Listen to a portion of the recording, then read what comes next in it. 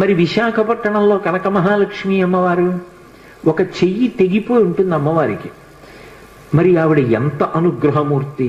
అసలు ఈ మార్గశీర్ష మాసంలో విశాఖపట్నంలో కనక మహాలక్ష్మి అమ్మవారి యొక్క దేవస్థానం ఇసకేస్తే రాలదు, అంతటి అనుగ్రహప్రదాయిని. ఆ తల్లి పాదముల దగ్గరికి వెళ్ళి నమస్కరించాలి తప్ప ఆవిడ అనుగ్రహించలేనటువంటి విషయం లేదు.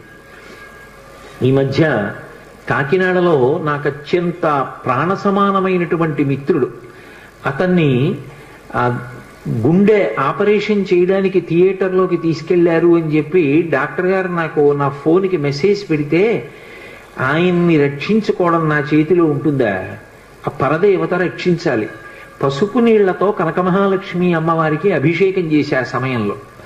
తిరిగి వచ్చాను, శుభవార్త విన్నాను. ఆ తల్లి గొప్ప అనుగ్రహప్రదాయిని. ఆ తల్లి ఏమివ్వలేదు, ఏదైనా ఇస్తుంది.